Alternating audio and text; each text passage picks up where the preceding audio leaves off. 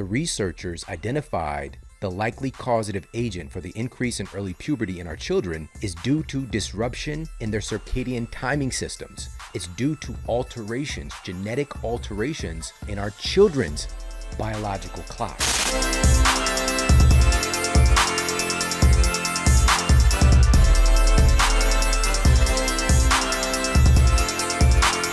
On this episode, we're going to be talking about one of the hidden epidemics that's going on right now, and it's the early onset of puberty that's surging in children. A series of recent studies have found that early puberty in girls surged during the pandemic. In one of the studies, published by the European Society for Pediatric Endocrinology, the number of children with early onset puberty remained relatively stable for the 5 years prior to pandemic shutdowns. Then, in 2020, the number of children with early onset puberty more than doubled.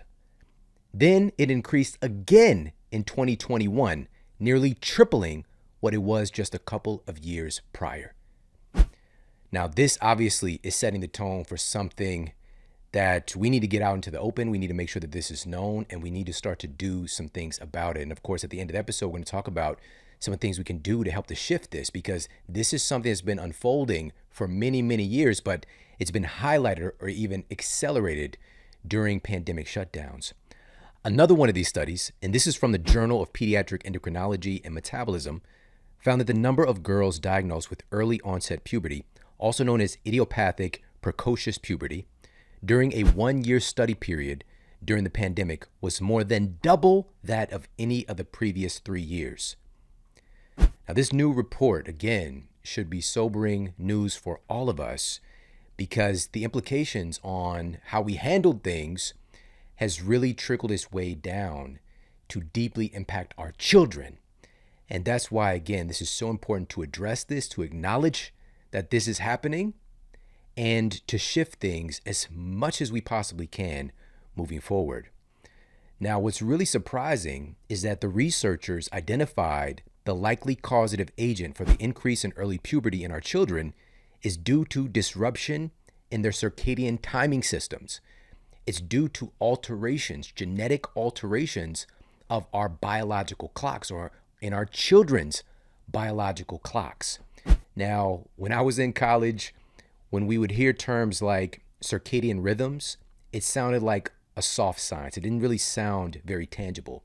Today, we know that our biological clocks are existing within every cell in our bodies, and these are essentially clock genes and clock proteins that control the expression of other genes and proteins. This is a primary aspect of how our health is expressed. It's truly controlled by our circadian timing system.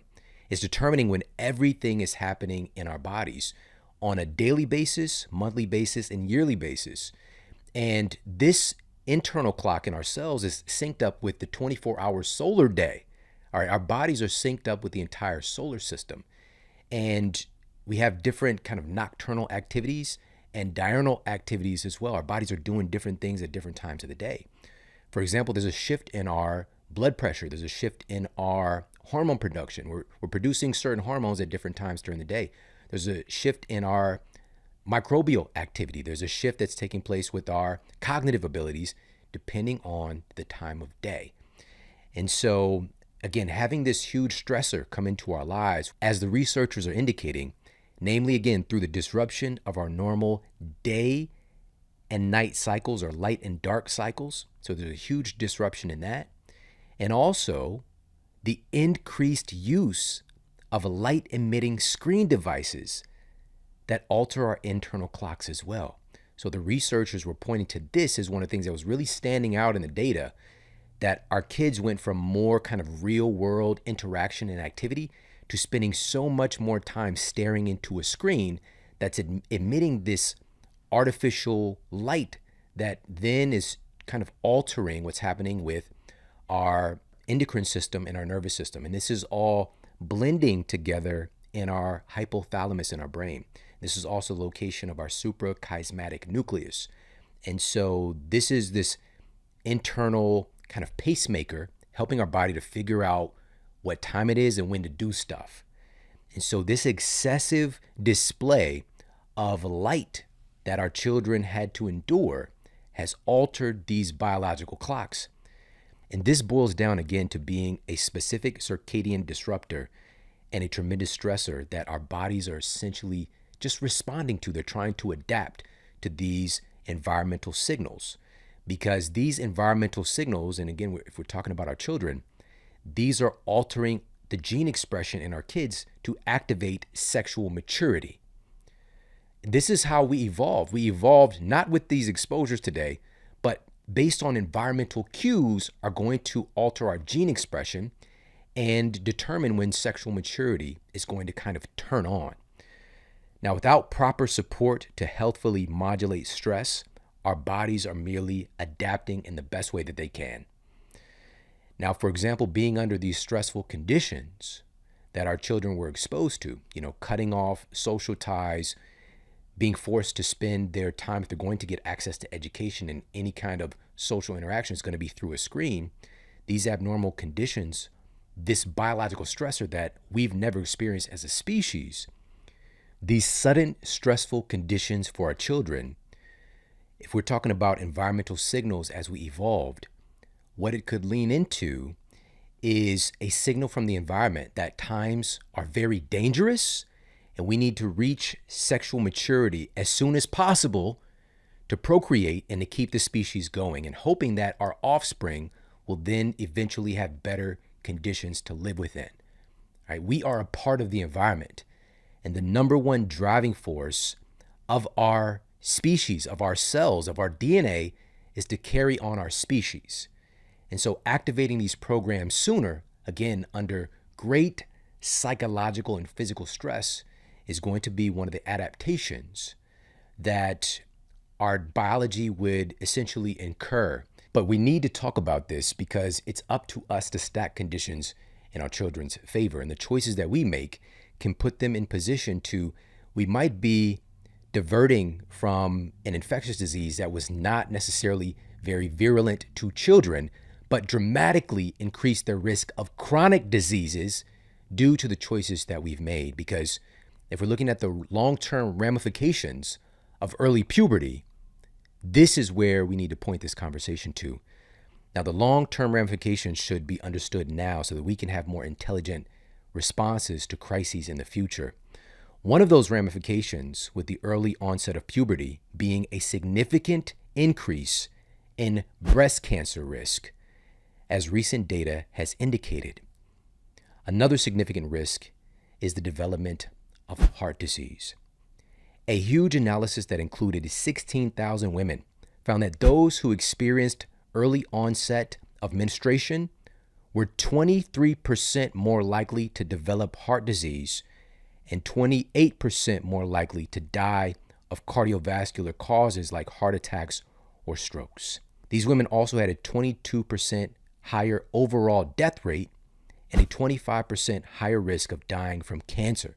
This is according to findings published in the Journal of Clinical Endocrinology and Metabolism. It's more than just our child experiencing the early puberty. There are long-term ramifications when this abnormal process is happening. Now let's talk about some things that we might be able to cognitively understand a little bit better, because even the long-term ramifications, we might think, oh, well, we can try to do things to prevent that stuff. But what are the instantaneous challenges that can take place for our children, and also the short-term challenges when they have an early onset of puberty? So let's talk a little bit about the psychological implications. A 2018 study examined the psychological repercussions of early onset puberty in girls and found that girls who experience abnormally early puberty have higher levels of anxiety and a more negative body image compared to girls who did not go through precocious or early puberty. Another study, and this was published in Hormones and Behavior, analyzed the impact of early puberty on eating disorders and stated, quote, both males and females experiencing early puberty had an increased incidence of disordered eating, unquote. According to data cited in the Journal of Youth and Adolescence, early onset of puberty does, in fact, increase the likelihood of early sexual activity as well. Additional studies have shown that early puberty increases the incidence of depression, of substance abuse, and of social isolation. Many of these things that when we have our babies, we have a spirit of wanting to protect our children from these things and not realizing that altering their biology with the conditions that we expose them to greatly increase the likelihood of these things happening in our child's life. Another overlooked aspect of early puberty is the dramatically increased risk of premature menopause. Early puberty, premature menopause. And this carries with it the increased risk of death from all causes. For our children, seeing this phenomenon take place, with early puberty, we're seeing an increased risk of death from all causes.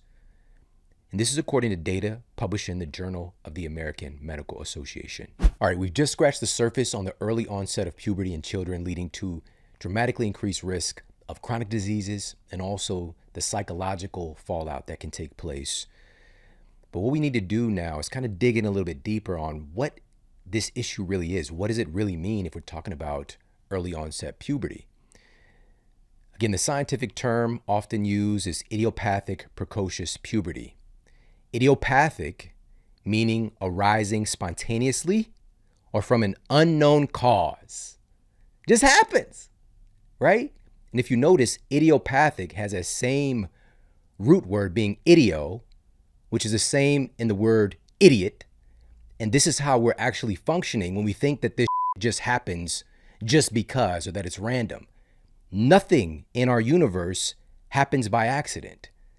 There are certain principles of causality. But what we do is we throw this term, this is the term used by clinicians, idiopathic early onset puberty. Like, we don't know. Spontaneous. Just happen, unknown.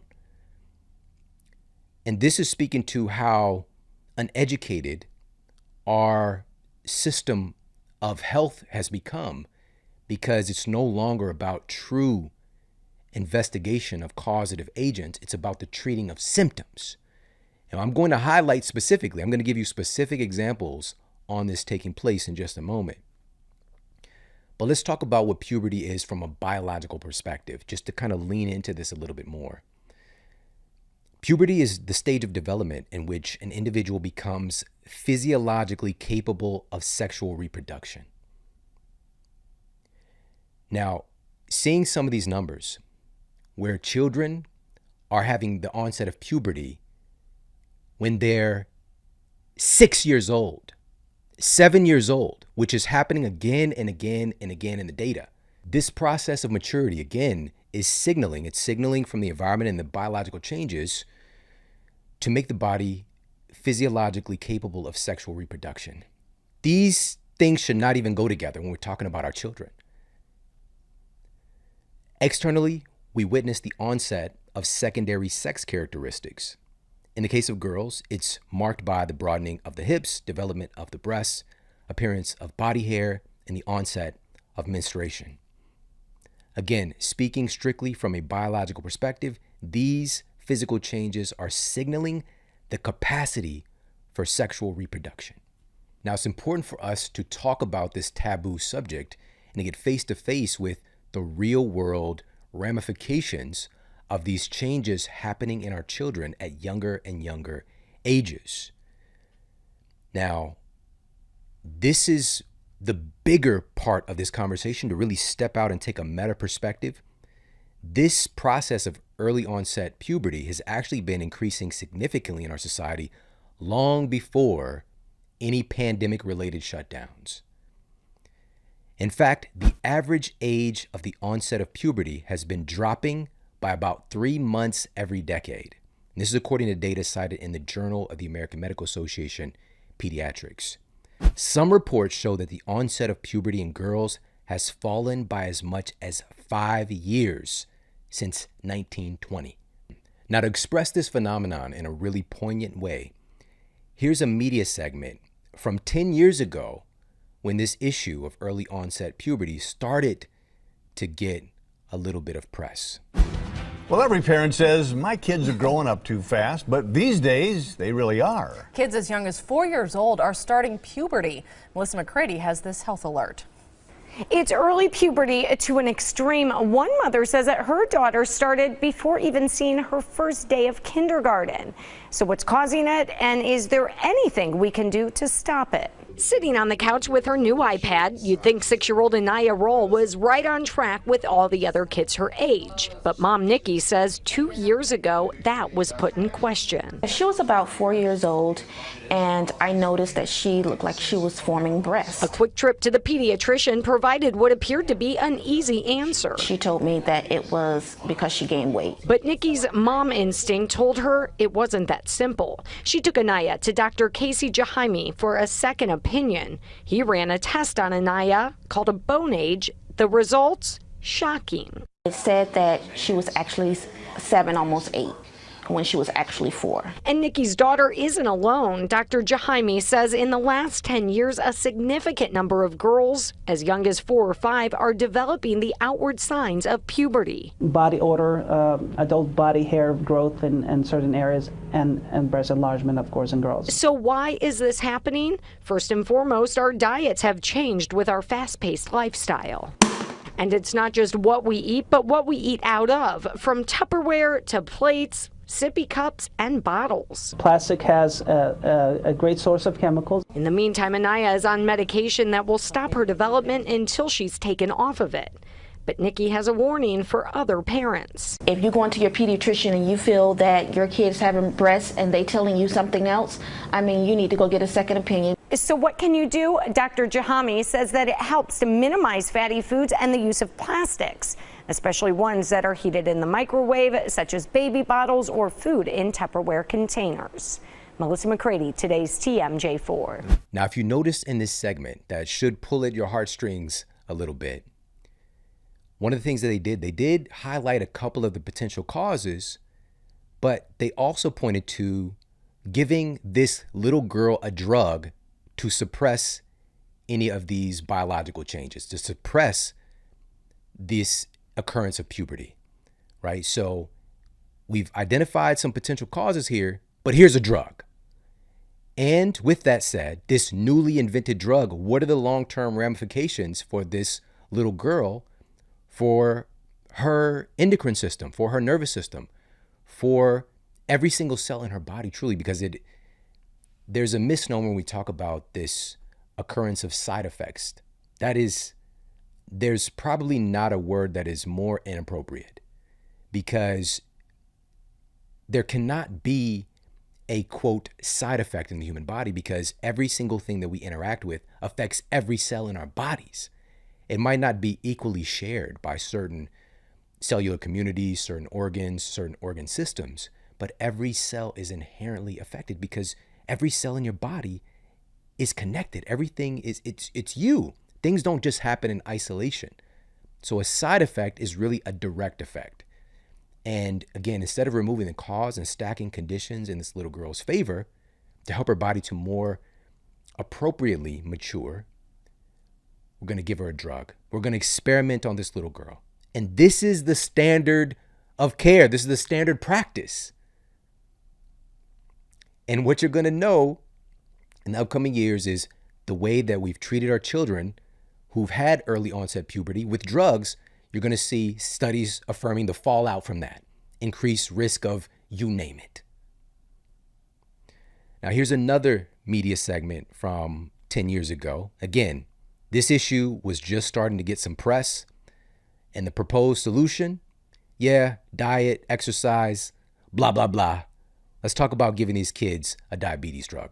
Listen to this. School teacher Sky Fisher sees in the classroom what health experts are seeing in statistics: precocious or early puberty. It's really a distraction, like in academia, when we're dealing with, bodies developing at 10, 11, 12. The average age of puberty onset dropped 5 years in the last century. Addressing it falls to pediatric endocrinologists. We see a ton of patients with growth issues, early puberty, then adrenal gland issues. It's not uncommon to see a girl as young as 7 begin puberty. The signs are breast tissue development, body hair, and menstruation. Doctors link it to childhood obesity. When you see girls, especially preteen girls, who are overweight, we see an increased risk of going into early puberty in those girls. So there's definitely some factors that increase early puberty in kids who are overweight. And what we find is in your fat cells, you tend to make more estrogen. Hormonal changes brought on by weight also impact boys. Boys and men who are overweight will tend to have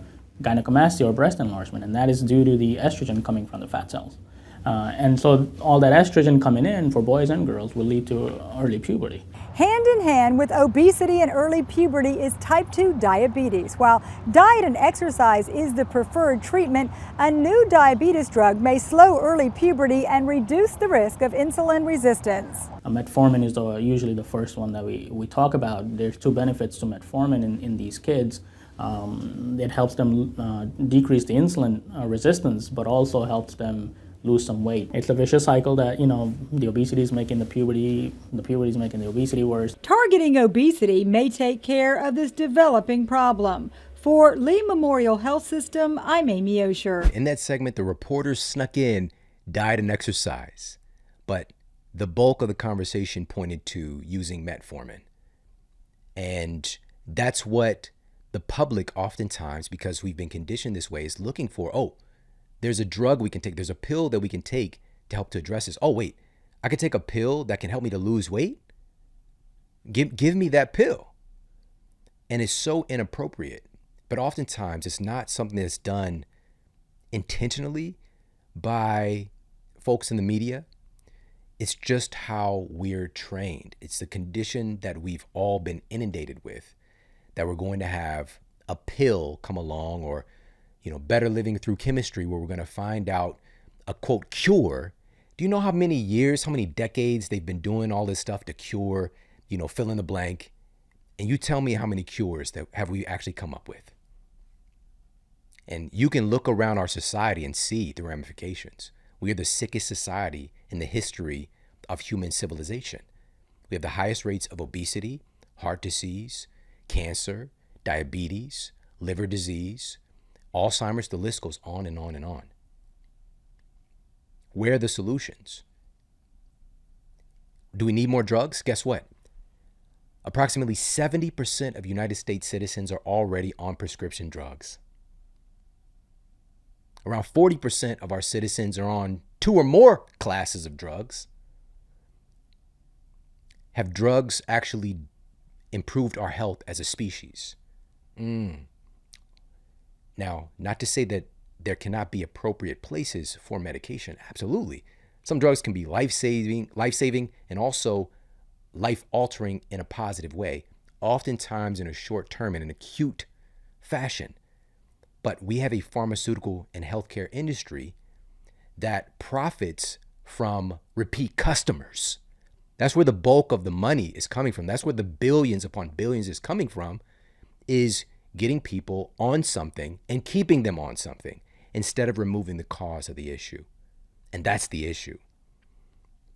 So, highlighting the fact that exercise and nutrition can be helpful in helping to reverse this condition is speaking to how excess body weight and obesity is one of the major culprits increasing the likelihood of early puberty. Now, again, this has been happening far prior to pandemic-related shutdowns. And so let's take a little bit of a look at this issue. Since 1980, the obesity prevalence among children and adolescents has almost tripled. Today, nearly 1 in 3 of our kids are overweight or obese. And this was prior to the numbers that I'm about to share, because during pandemic-related shutdowns, this problem was rapidly and dangerously accelerated. According to data from the CDC, the rates of childhood obesity took an enormous leap during the pandemic. Severely obese children expected an annual weight gain increase of about 8.8 pounds prior to the pandemic. During the pandemic, their annual expected weight gain went up to 14.6 pounds. Moderately obese kids' expected weight gain nearly doubled, going from an annual weight gain of about 6.5 pounds up to 12 pounds. And even children who had a healthy weight prior to the pandemic saw their annual rate of weight gain increase from 3.4 pounds to 5.4 pounds. Now, again, we might see this as a short-term stressor, short-term problem. We can get things back on track, but then we're missing out on the science around recidivism and understanding how having things happen like this related to weight gain or disease onset as a child makes it incredibly, exponentially more difficult to reach a healthy weight and healthy overall physical state. And so it's stacking conditions against our children when they have to suffer through these environmental inputs that increase their rates of being overweight and obese. So we might, again, see this, okay, this happened. It was a tough time for all of us. But who have been speaking up for those who are trusting in us to do the right thing for them? The group that we know specifically as the overall demographic, far, far, far less likelihood of a severe infection from this virus, but dramatically increased likelihood of chronic disease onset, obesity, of psychological ramifications that they still have an entire life to live that we did not address remotely appropriately. And you already know what we've been doing here, giving them a voice and providing parents with real, ethical, scientifically validated research to help to make appropriate decisions, because so much of what we've done has not been remotely appropriate. It's been fear without context. It's been treating all of humanity in this one-size-fits-all paradigm, which is really the paradigm of modern medicine today. We're going to treat people in this cookie-cutter fashion. Now, the truth is, every single human being who's ever been and who ever will be is remarkably unique. We might share the same 20,000-ish genes, but we know now through epigenetics that there are thousands of potential expressions of various genes and combinations of genes. And to top that off, understanding about this interaction with the invisible world as well, and the world of our microbiome. The microbes living in and on our bodies, the trillions of bacteria, they outnumber human cells significantly, and each of our bacteria have their own genes. If we go gene for gene, upwards of 99% of the genes that we carry as a being here on planet Earth are microbial. And that obviously, and of course there's so much science coming out about this, has a deep impact on the expression of our human genes and the expression of our health. And speaking of which, we all, every single human being who's ever been and whoever will be, has a very unique microbial fingerprint that's never existed. There's never been an identical copy, ever. Not even an identical twin. Some of the best studies that we have today on the importance or the health of our microbiome and our health outcomes is done on identical twins. And one of the most remarkable concentrations of this data, and this is coming from researchers in my hometown, my home city of St. Louis at St. Louis University, the researchers found that the difference in identical twins and their microbial makeup can identify whether or not one child is going to be obese versus another. And so what they found was, regardless of the children being in the same environment, eating the same diet and same inputs, their microbiome still has a very unique fingerprint. And if one of the twins would have a higher ratio of firmicutes, so this is a category of microbes, versus Bacteroidetes, that twin was more likely to be overweight or obese, right? And so we see that, again, even though we might be exposed to the same things, there are so many different environmental inputs that are influencing our microbial expression. And our microbes are going to determine even drug metabolism and how drugs affect us. So again, to treat us in this cookie cutter fashion, one size fits all, for newly invented therapeutics, it's just so wildly inappropriate. Now, again, in an acute situation, it can be life-saving, and it's not to villainize any of this, but we need to come into this situation with a higher level of intelligence and how we're associating with these synthetic chemicals that are inherently going to alter, again, the function of every cell in our bodies, and that is a fact. Now, here's one of the coolest things in this entire equation, is that even our microbial fingerprint right now for ourselves is not going to be identical to our microbial fingerprint tomorrow.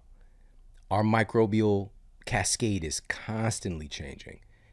And so not only has there never been a human to have the same microbiome makeup in history or ever will be, even you, compared to yourself today versus tomorrow, it's never going to be the same. We have the ability to make significant alterations to our microbiome like that very, very quickly, in particular from our dietary inputs. We can shift what's happening with our ratio of friendly flora versus our opportunistic or kind of pathogenic microbes, which everything has a place. We went to war with what we consider to be pathogenic bacteria, and has had these long tail ramifications that has suppressed our health in many different ways. Now, one of the biggest dietary changes that has been altering our microbial health in negative ways, and also the reason I'm leaning into this so much right now, is that the vast majority of our immune system is also located in our gut. And there's this very intimate connection between our microbes and our immune cells. And this communication is of the utmost importance. What happens when we have damage and dysfunction going on in our gut via what we're putting into our bodies, man, that's where the whole system starts to really get messed up. So one of the most blatant dietary changes in recent decades is our increased consumption of ultra-processed foods. According to research published in the BMJ, the average American now consumes about 60% of their diet being ultra-processed foods. All right. So these are foods that are so excessively processed and adding synthetic ingredients and artificial colors and flavors and preservatives, you can no longer actually tell where it came from.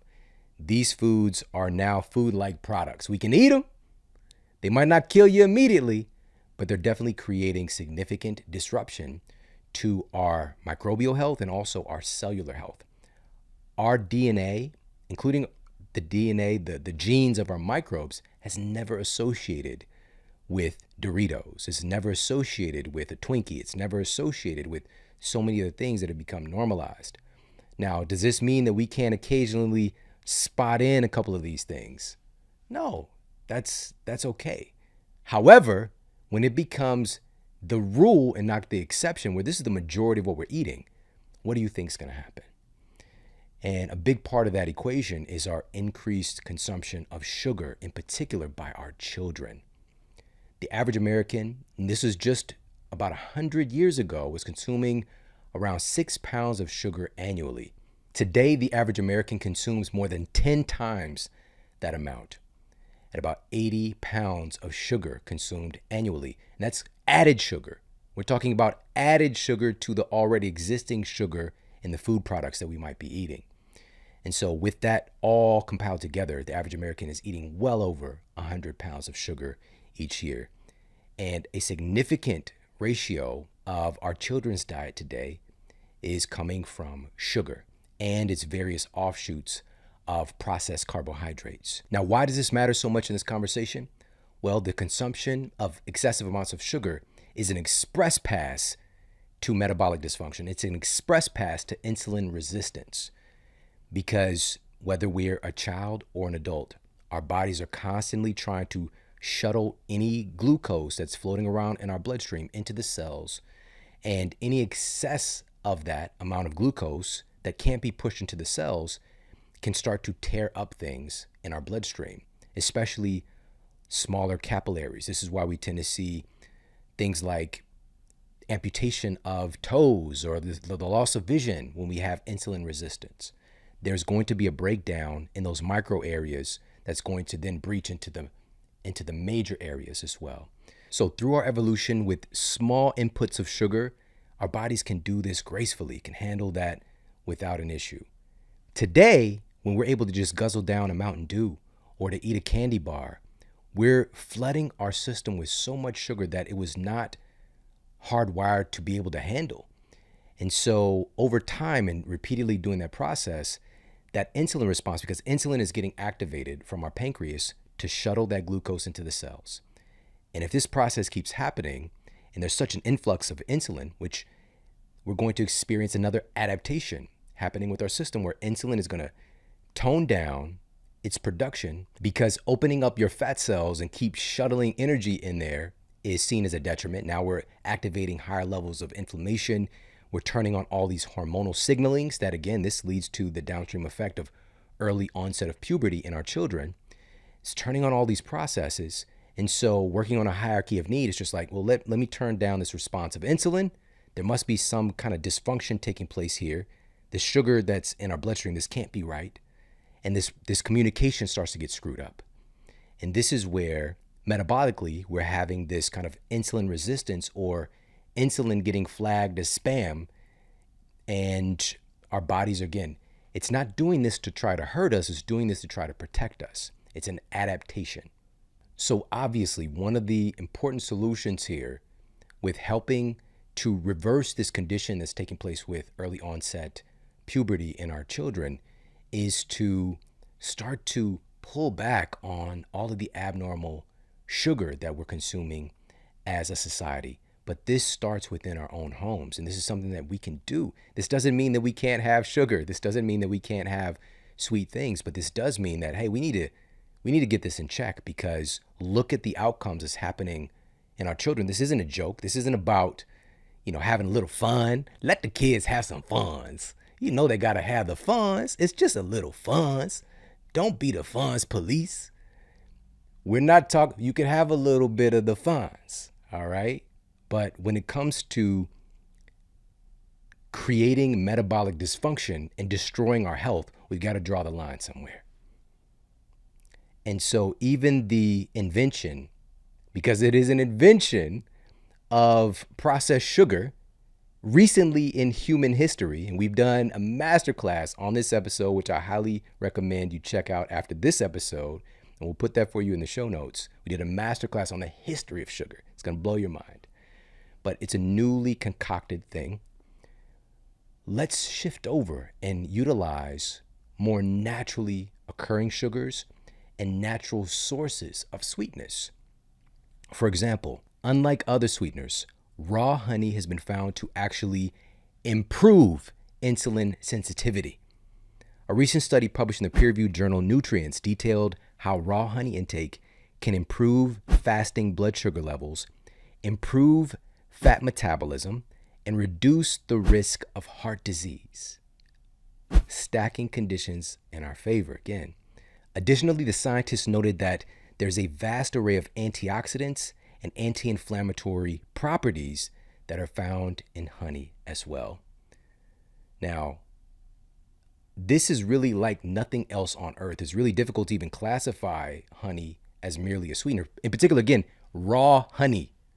All right, we're not talking about the little, high heat treated sugar bear, the bear with the, all right.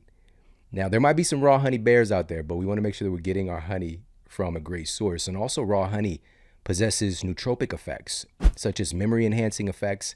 It's been found to be anti-anxiety and antidepressant as far as its activities as well. And this was published in Evidence-Based Complementary and Alternative Medicine. And the research also indicated that polyphenols found in honey are involved in helping to reduce brain inflammation. It's just like, again, there's nothing really like this on earth. So what if we're swapping out that other stuff and adding in high quality raw honey for our recipes and for sweetening our kids, smoothies and things like that? finding creative ways to add in something that's going to not only provide that sweetness, but provide so many healthful benefits to our metabolism. Now, if you don't know, sustainable beekeeping is of the utmost importance right now, because this practice is important for so many other crops that humans eat. If we're not doing things to help to sustain the livelihood of bees, we're going to be at a serious loss as a species ourselves. And so you want to make sure that you're getting your honey from companies that are engaging in sustainable beekeeping and actually helping to grow the field, and also who are doing third-party testing for toxins, because there's a tremendous amount of toxins found in conventional honeys as well. We're talking about heavy metals, we're talking about pesticide residues, and this is why I highly recommend you get your honey. And this is a superfood honey that also has some propolis and other incredible compounds in it. And this is from Beekeepers Naturals. And right now, as of the release of this episode, you've only got about an extra day or two to make sure that you're taking advantage of this. You can get 30% off store-wide at beekeepersnaturals.com/model. Go to BEEKEEPERS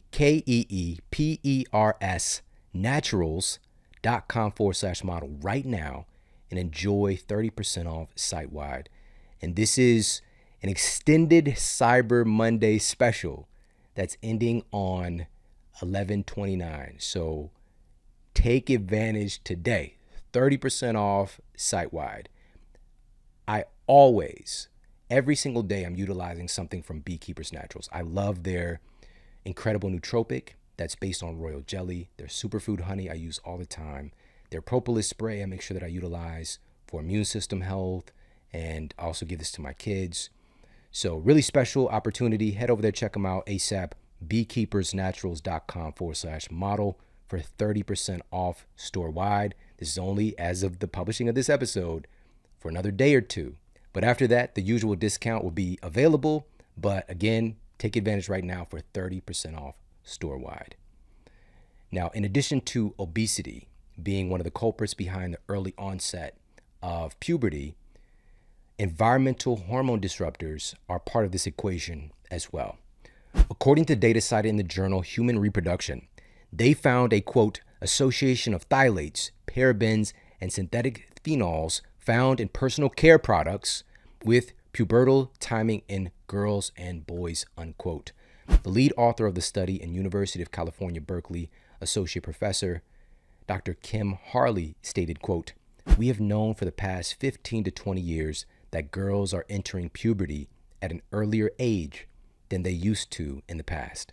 We certainly know that obesity plays a role in that, but now we also know that the hormone disrupting chemicals that are in our homes and in our environment could be an additional factor that's contributing to this, unquote. Now the question is, how on earth are our, quote, safe and approved, FDA approved personal care products causing hormone disruption in our bodies? Well, many of these products contain a variety of hormone mimicking compounds. So there's a category called xenoestrogens. So these are compounds that mimic the activity of estrogen in our bodies, right? And the crazy thing is, this science has been known. We did a masterclass on this years and years ago in talking about xenoestrogens.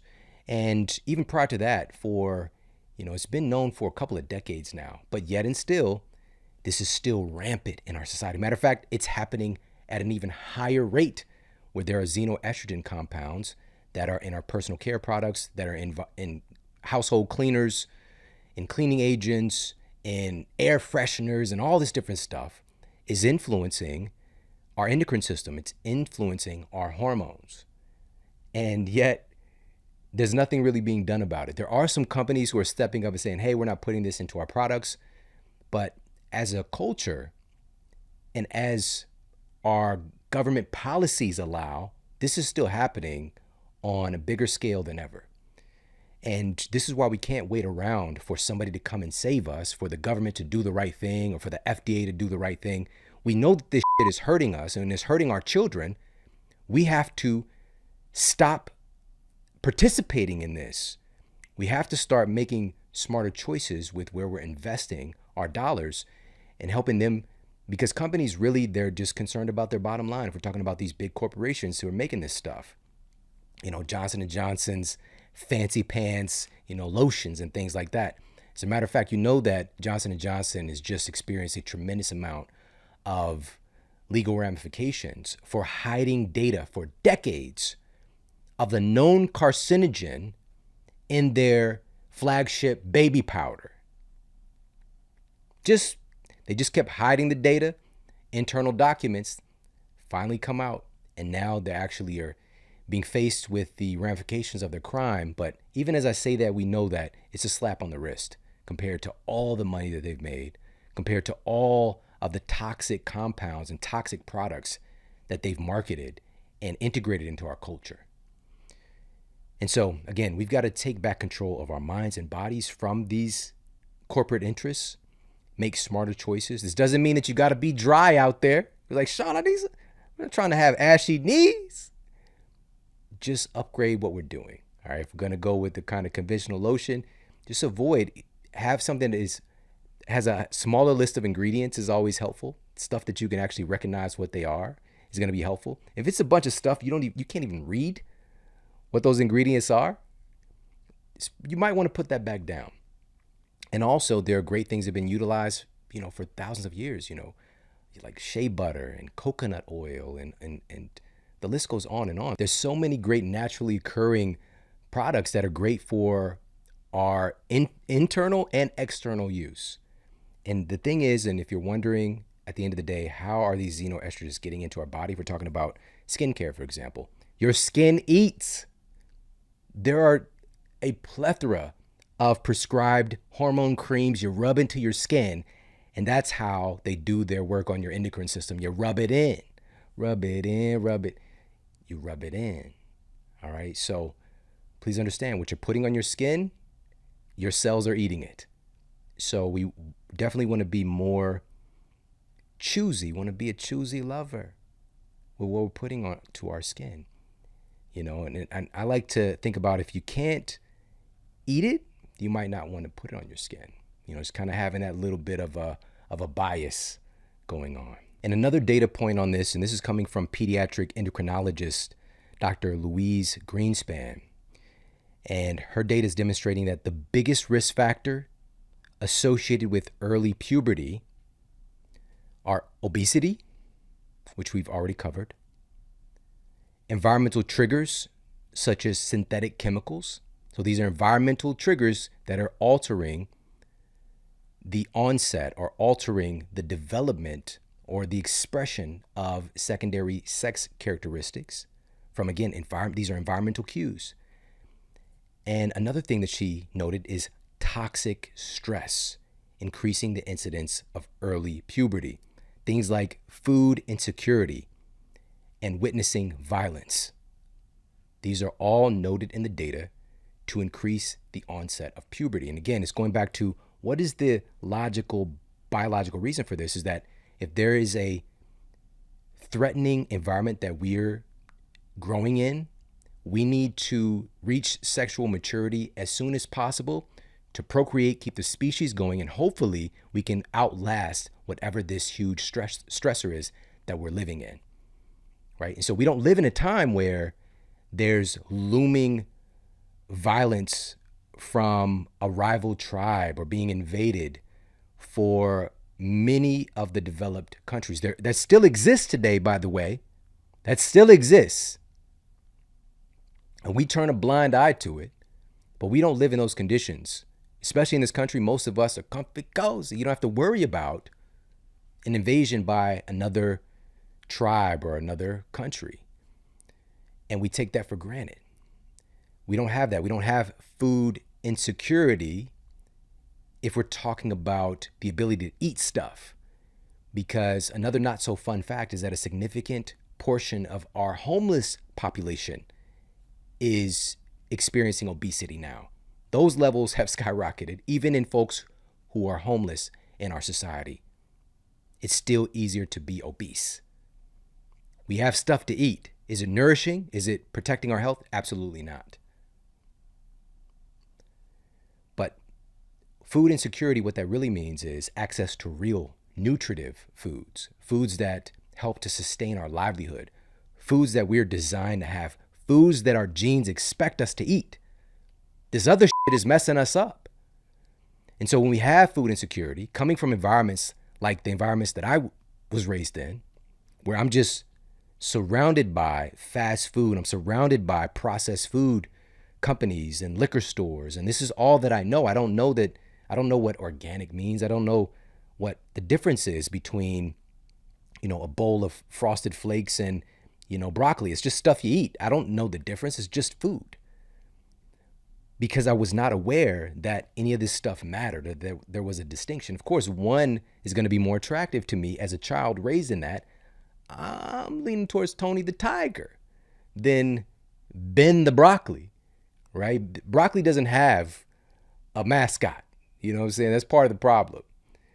And so many studies have been done looking at children's impression of how much they enjoy a food product based on whether or not it has a mascot. Dramatically increases how much a child likes that particular food. And if you think about it again, it's very just primitive programming. And this is what these food manufacturers are doing to seduce our children. And that carries on into adulthood. Many of us have been under that abuse. But the great news is we don't have to point fingers. We could just take responsibility.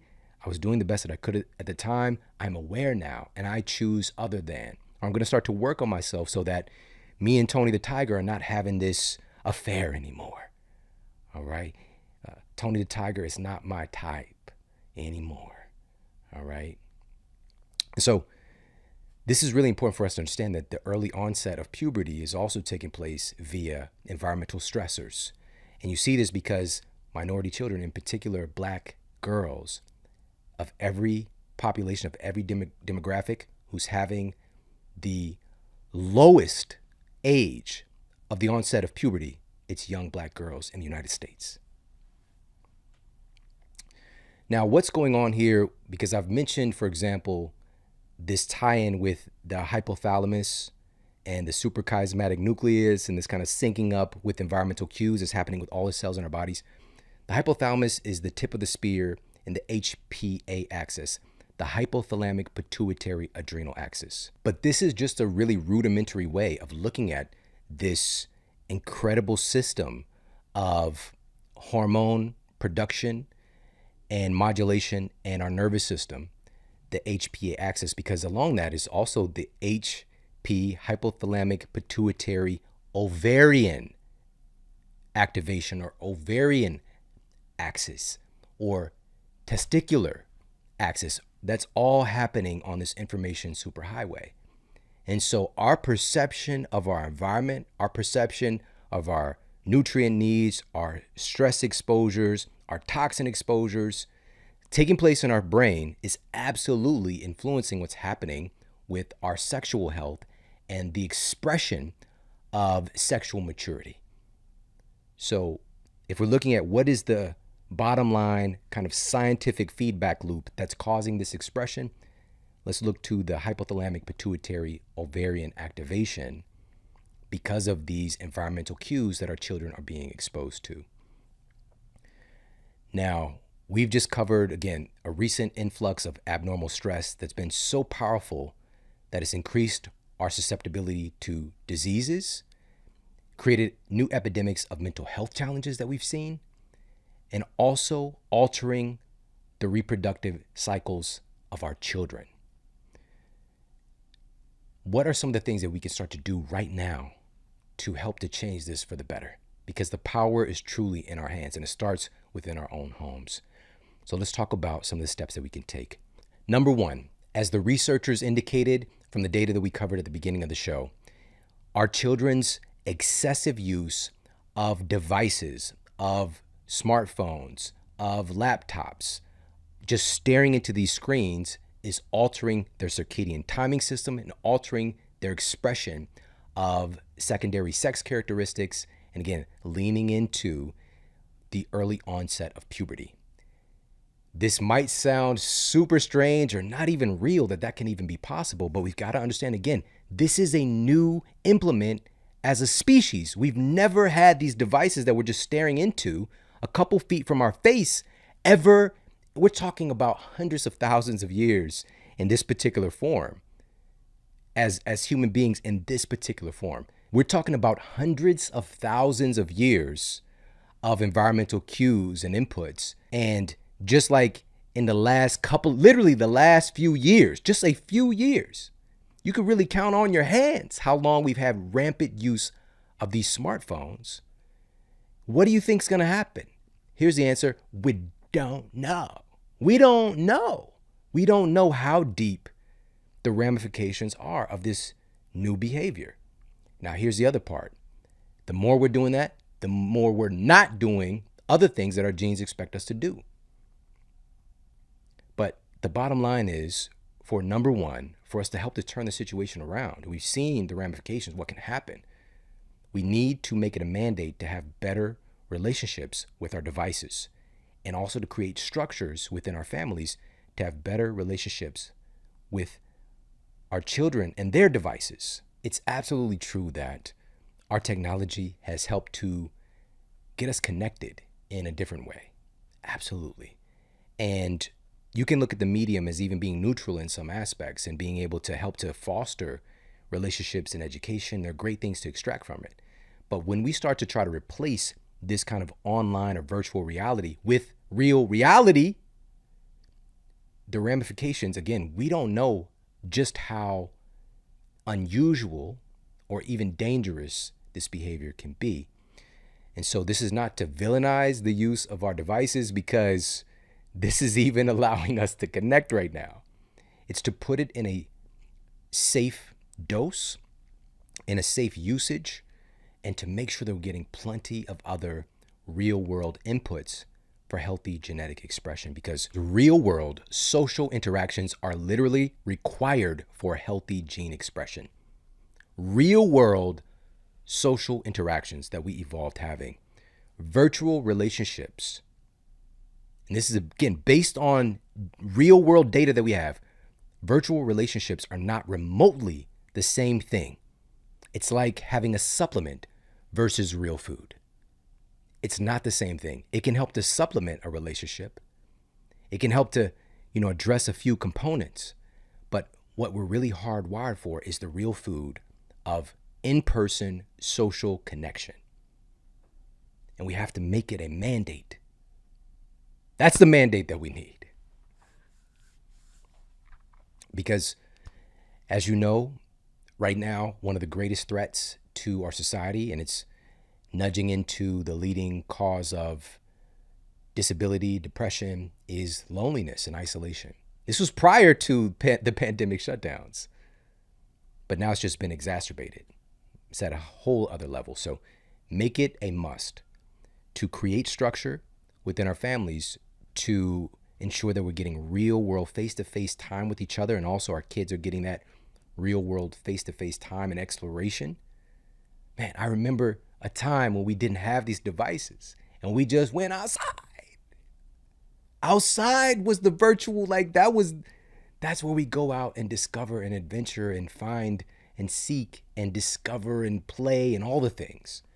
And today, so many kids have had that stripped from them, and they're in this addiction, this dopamine feedback loop, where they're just constantly going to their devices. There's so many great things that we can get and fun that we can have and connection and education. So I'm really doing my best to not villainize our devices, but we need to employ strategies to make sure that, our kids are getting outside or getting face-to-face interaction. So on a day like today, for example, my son is off school again. Right? Today, these kids, that's another thing. They get days off for some of everything. I don't remember getting all these days off. All right, he's getting another random day off for some whatever. And, his friends are all off and they're online, they're gaming, right? And so knowing this, okay, we're going to put a slot for you, give you a time allotment for you to do that gaming. But I'm also going to put on the calendar another term that we didn't have when I was a kid, a play date. Play date. as a grown up who even came up with that term. But to get together with, family friend children or, kids from school, whatever, put together a strategy because other parents want the same thing oftentimes, to where he's also having that real world connection. And if he wasn't doing that, he would hang out with me. I'm going to carve out some time. We're going to go outside. We're going to throw the ball around. I was just doing this yesterday with my youngest son, who's 11, and my oldest son, who's 22. We formed a triangle. It was just me and my youngest son, and my oldest son came out because we're the guys. It's culture. He came out. We start throwing the trifecta. We doing the Holy Trinity, throwing it around, right? Throwing around the ball and connecting. All right. So just carving out that time to connect in the real world. We can make it happen. It just has to be a priority. We can tell ourselves all these stories about this and that. And here's the thing. To identify with the challenge here, as a parent, sometimes you just want to be left alone. Sometimes you just want to break all the things. And we've given our kids these virtual pacifiers to keep them quiet, whether it's an iPad or iPhone or whatever it is, keep them preoccupied. We've got to be more mindful of doing that now. We know the ramifications that this can have on our children, their development, and also this is going to set them up for many challenges down the road. It's not fair to them. So yes, from time to time, absolutely. Here you go, pull up something on the iPad, here, play a game on the phone. But this isn't just about our children's health. This is about our health. When we foster and focus on getting ourselves healthier, we have more energy. We have more mental space to be able to do these things with our children. Because the kids, they just want to be happy. They just want to have fun. But it can be difficult when we are worn out. And so, this change, again, it starts with us. So number one, creating better relationships with our devices, a little bit of smart planning, having certain times allotted or particular screen time parameters that your kids get. And then find out, you can even go online, again, use the technology, find out what are some activities for, 8 to 10-year-olds, right? At home stuff. Like you could just look at some articles, grab some stuff from, an art store or from the dollar store, whatever the case might be. You could find all kinds of creative things to do. One of the things that we did while the world was kind of shut down around us, I had my son I've got these cool kettlebells that I utilize, and I had him to grab some paint and paint them. Like they have these really cool faces, like an orangutan face, or a howler monkey, and it's a painting project. And so they're still painting these cool things that again, we just be creative and find activities for our kids to do. Another thing I got my son into really early on was doing Legos. So he's building all these things. We're doing a puzzle together, a family puzzle. And so that bad boy, it's a 3,000 piecer. All right. The last one we did, we got it framed. It's up on our wall at our house that we all did together. And so just finding, again, little inputs. It doesn't have to be perfect. We have not put in enough time on that puzzle as we've intended to, because, life happens, stuff's going on. But we have had time to, sit down and actually connect. And this leads into number two. So number one, better relationship with our devices. Number two, better relationships with our kids. If we want to help to reverse this issue, this societal issue with early onset puberty, we need to have better relationships with our children. According to data published in the Journal of the American Medical Association Network and the Journal Pediatrics, children and adolescents are at vulnerable stages for the development of one of the key ingredients in early puberty, which is environment-fostered obesity. The researchers uncovered that eating together as a family more often provides an added layer of protection against obesity and more. Their data revealed that children and young adults who share family meals 3 or more times per week are more likely to be in a healthy weight range and have healthier eating habits than children who share fewer than 3 family meals together. 3. Get your 3. No matter what the meal is, breakfast, lunch, dinner, just 3 times a week. It creates a buffer protection around your family. It's something so simple, but this practice is becoming extinct in our culture. And we're definitely going to talk more about this in the future, but better relationships with our kids. The dinner table is a unifier, and it's a time that you can connect. We have parameters where we're all together. We're not bringing the devices to the table. If you want, they got these cool little lock boxes that you can put a timer on. Just create structure to where you can get together as a family. None of this stuff around the technology. You can play some music. Hey, Alexa. Even when I said that, I might turn on some people's Alexa. Play whatever, whatever playlist that you like. You can play some music, whatever. But other than that, just be there. Be present. The present is a gift, right? So, just being more intentional with that. So that's number 2, better relationships with our kids. Number 3, and this is leaning into, again, helping to reduce this obesity epidemic taking place in our children, better nutrition and exercise. These are key biological inputs that our children need for healthy expression of their genes and protection against chronic disease onset, and of course, the onset of early puberty.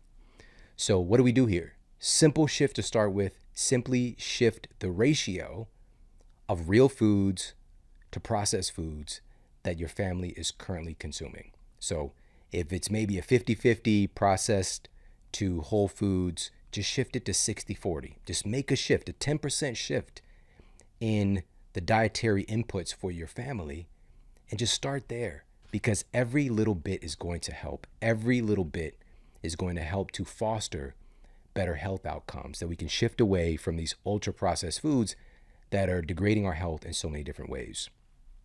In addition to that, more than ever, because of our environmental stressors, we need key nutrients that help our bodies to modulate and manage and process stress. A lot of those have to do with micronutrients. Key minerals are essential in running processes to help to even modulate, like shifting our nervous system from the sympathetic fight or flight dominance over to parasympathetic rest and digest recovery. We need certain key micronutrients to do that. Historically, in the last few decades, unfortunately, we turn to these multivitamins that are coming from synthetic sources. That's what I was given. My grandma gave me Flintstone vitamins. All right, I'm biting off the head of Fred and Barney and Dino. All right, and what that really is, it's sugar, synthetic micronutrients, artificial flavors, artificial colors, all of these things that are terrible for a growing, developing human brain and body. All right, because the emphasis here is on synthetic versions of these micronutrients. A synthetic nutrient, though it might be the same chemical makeup on paper, does not have the underlying intelligence, and even more tangibly speaking, the supporting elements, the cofactors found in real food concentrations that magnify its resonance with our human cells. Let's take vitamin E, for example. This nutrient is important for healthy function of our cardiovascular system, cognitive performance, and even the health of our skin. Well, a study that was published in the American Journal of Clinical Nutrition determined that natural vitamin E from food concentrates has nearly twice the bioavailability of synthetic vitamin E. All right, so again, synthetic versions of this. So these are artificially concocted versus the whole food form, and also whole food concentrate. So food-based supplementations. Now, all of my family, my kids in particular, I make sure that they're getting in a concentration of whole food-based micronutrients several times a week at minimum, most of the time every day. And for me, especially for my kids, and in particular with my youngest son, I love the formulation of red juice and these kind of blended red and blue hued superfoods in the Organifi red juice, because he loves the way that it tastes, and it's just packed with real food nutrition. So in particular, we've got acai that's in there. In the journal of Agriculture and Food Chemistry found that acai actually, not just theoretically, it actually raises participants' antioxidant levels, demonstrating how effectively it's absorbed by our gut, by the human digestive system. We actually do absorb the antioxidants. It's not theoretical. There's a resonance here.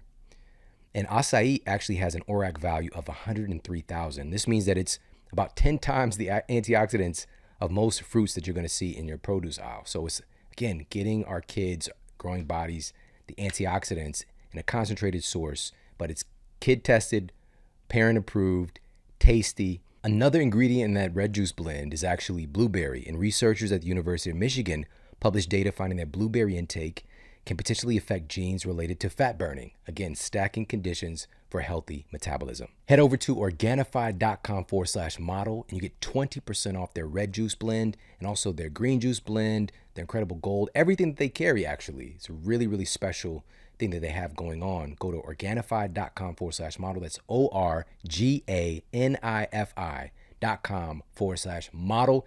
You get 20% off. Again, kid tested, parent approved. Definitely for our kids, red juice is a huge winner. Now, again, the principle, real food first, and superfood concentrates are the real insurance here, but real food is the dominant force. And again, as I mentioned today with our environmental stressors, we need a more sufficient or dense resource for micronutrients, and that's why things like this are important. I mean, Flintstone Vitamins doesn't have anything on Organifi and what we're able to do with real food concentrates today. Now, within that, again, so we're talking about the third asset here in helping to reverse this issue with early onset puberty, protecting our children's health, their metabolic health. Number one, better relationships with our devices. Number two, better relationships with our kids. And number three, better nutrition and exercise. So in that exercise component, this is one of those things where if we're looking at reducing obesity in the population of our children and adolescents, we know that this is an important input, but we keep taking it away from our culture. This physical fitness aspect and, recess and gym time, all these things that were more consistent a couple decades ago, it's been lessened in school formats, and also so much more time at school has been replaced with being on a screen. And the same thing holds true when the kids are away from school. They're spending so much more time on screens. Now, the screen, again, can be an input, but we have to balance that out with physical activity. And so what I would implore you to do is to build more movement into the family culture. And so what this can look like is something simple, like instead of just being like, we need to spend more time together as a family, actually plan it. Like maybe on early Saturday mornings, each week you guys go on a hike together, or you guys go to the local gym and swim together or play basketball together, or whatever the case might be. Build something into the family structure where it's consistent. And in addition to that, you can build in little inputs to where, again, if your kid is getting 90 minutes of screen time, then they have the agreement, you can even talk to them and find out what kind of physical activity or what kind of play, screen-free play would they like to have. Give them options like, okay, so would you like to build, a Lego project? Would you like to, play basketball? Would you like to give them some options? Ping pong, whatever the case might be, for some things maybe that a little bit that they would enjoy, and say, hey, you got 90 minutes of screen time, then you also guarantee you got 30 minutes of this other thing, right? So again, build it into the family culture. Now, remember, of course, these changes generally aren't going to happen overnight, but just taking steps in the right direction can literally have us to end up at a completely different destination as a society and as families. And so I hope that this was enlightening, and this is something to definitely share out because a lot of people are not aware that this is going on. Hey, if you like this video, make sure to check out this video right here to up-level your health today. In this episode, we're gonna have a ton of eye-opening insights. First up, let's take a look at the current state of sugar consumption versus generations of the past.